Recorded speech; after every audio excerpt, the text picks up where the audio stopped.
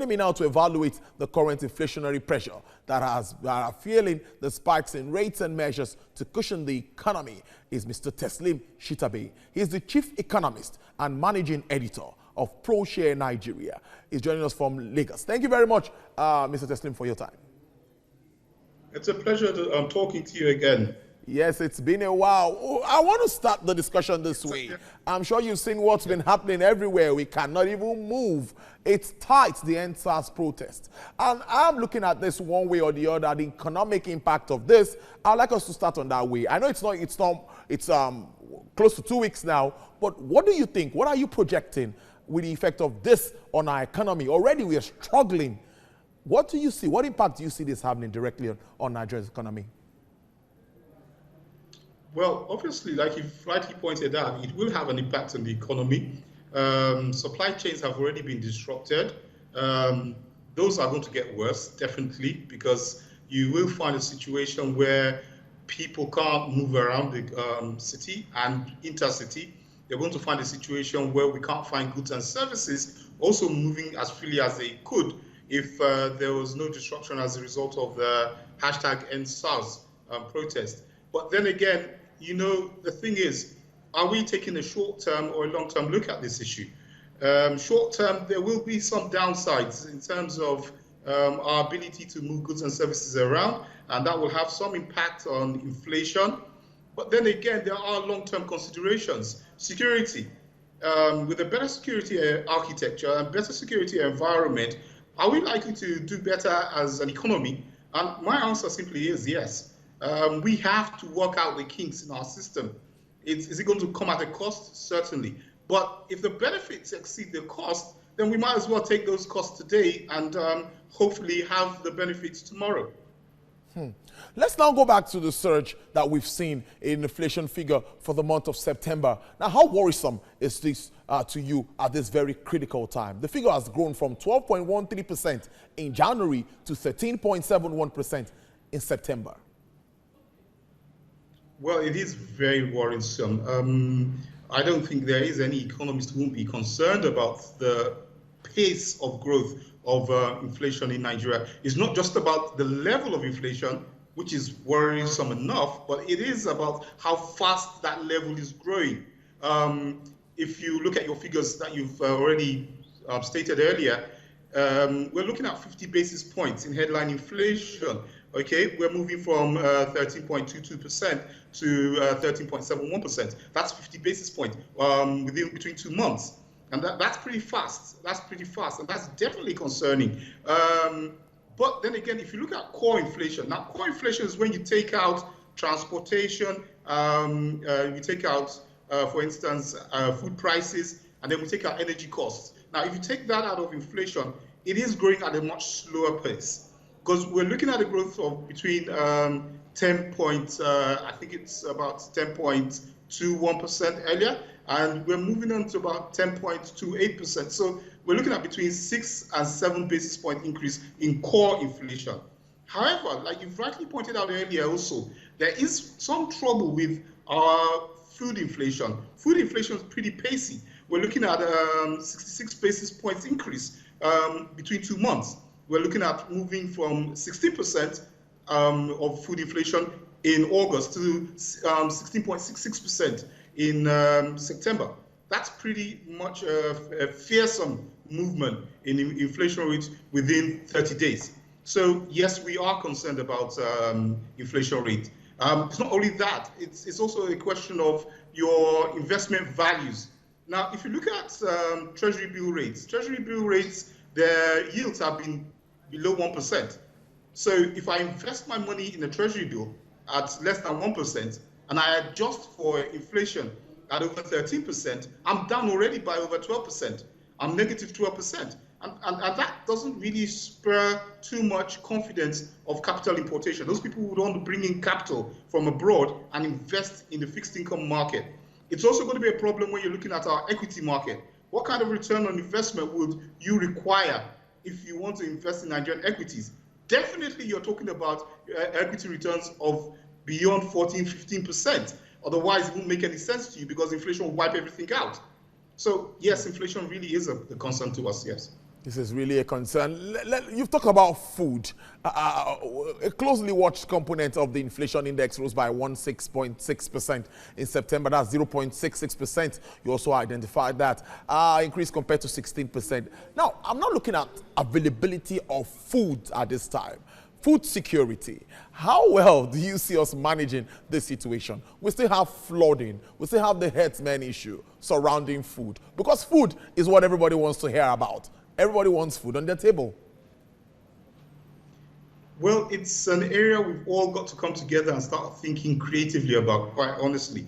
That's one of the reasons why you find out that certain standard economic policy measures won't work effectively in Nigeria. Basically because there are structural problems, there are social problems, and there are political problems. And these are creating massive disruptions to the economy and to the logic behind the economics of the Nigerian economy itself. I mean, I'll give you an example. If we're going to push so much money into the agricultural sector, that's brilliant. However, how are you going to get the produce produced, so to say? I mean, so much money goes into agriculture, right? But the farmers can't go to the farms. So what do they do with the money? And then you've got a situation where, okay, they've produced these goods and these goods from the farms, but they need to transport them. But there's so much insecurity along that route that they can't transport these goods. So most of these goods get spoiled in the farms. So movement from farm gate to city becomes a massive problem, right? So we definitely have to address issues of security. It's not just about the politics of it, it's about the common sense economics of the situation. There is no point pumping money into any sector if we cannot guarantee the security of that sector, and if we cannot push for that sector to expand and grow and create the employment that we all crave for. And the highest increases were also recorded in prices of passenger transport by air, medical services, hospital services, pharmaceutical products, passenger transport equipment, and all. Why do you think this particular areas are affected by these increases? I'll tell you, it's quite simple. Quite obviously, it's a problem with the coronavirus and supply chains. Supply chains have been basically disrupted. I mean, if you wanted to bring in medical equipment, drugs, it would be quite a difficult thing to do in the current environment, right? So that will push up prices because it's a demand and supply situation. You've got a cutback in supply, but the demand is still strong and there, and perhaps even growing because of the medical needs of the population at this period of time. So you've got a shortage of supply and you've got a surfeit of demand, and therefore the pressure will be on price, definitely. And then if you come to transportation, we're going to see the same kind of problem, right? You've got citizens who want to move around the city, they want to move between cities, they want to move between the rural areas and the urban areas, but there are limitations on how they can move. And that also represents a supply shortage. But everybody still wants to eat. Everybody's still having some little money in their pockets for now that they can use to buy goods. And if they can't spend those monies, and if the supplies don't come on board, then we really have a dysfunctional market. And that's what we begin to see. We begin to see the challenge of supply with the challenge of demand. Now, the demand challenge can even get worse because as companies can't sell their goods, they're going to gradually downsize. Now, as they downsize, what it means is that effective demand, those who will actually be able to afford to buy goods and services, will decline. Some people are currently on half salaries. Some people don't have any salaries. Some people don't have any salaries. And some people are just looking up to God to say, where does my next meal come from? So with all these complex situations, it's obvious that we are in a very big dilemma. It used to be called a trilemma. But the funny thing about it is that the economic concept of trilemma no longer holds. Why?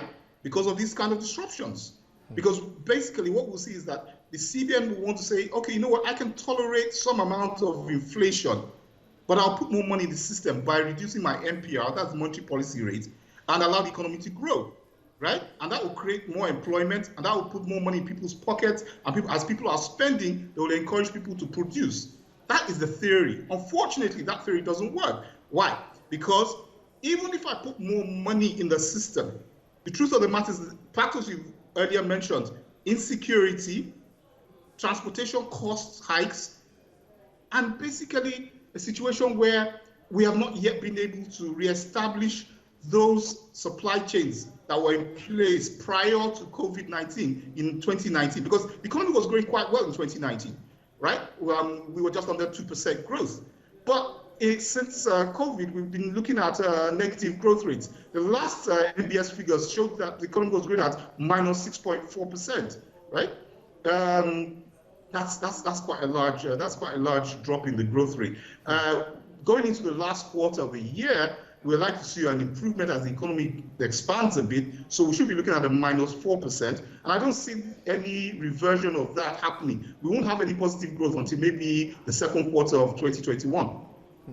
Let's round off on this note. Let's take a look at the macroeconomic dashboard for quarter as we move on in the year. A lot has been said. So what do you think? Any quick wins at this time? Moving on.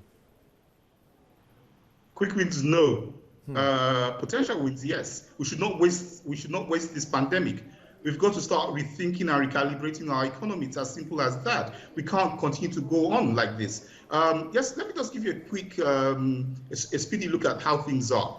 Now, if you look at the Nigerian Stock Exchange 30 index, okay, we have 30 big stocks there. Now, of these 30 big stocks, how many are agriculture? We pump so much money into agriculture, so I'm emphasizing agriculture. How many stocks in the big 30 actually come from the agricultural sector? 2. Right? So you have Presco and you have Okomu Oil. And it shows that there's a disconnect between your capital market and your economy. And if we don't resolve those issues, we're really going to be in serious problems. The same thing applies to your oil and gas sector. If you look at the big 30 companies listed on the stock exchange, only 3 of them are in the oil and gas sector. You have Total, you have Mobil, and you have Seplat. Those are the only 3 big companies there. And it shows that there's really no direct connection between long-term capital that comes into the system and your commanding heights of the economy. Don't forget, the agricultural sector constitutes about 24% of our GDP. And the oil and gas sector is our largest oil earner and about 9% of GDP. So that we've got to reestablish connections that ensure we can grow a sustainable economy that can create jobs at lower rates of inflation. Well, indeed, sounds very... Let's leave it at that note. Mr. Teslim Shitta-Bay, Chief Economist and Managing Editor of ProShare Nigeria. Thank you very much for your contribution to Business Nigeria today. Thank you for spending your afternoon with us despite the stress all around the country. Yes, thank you very much.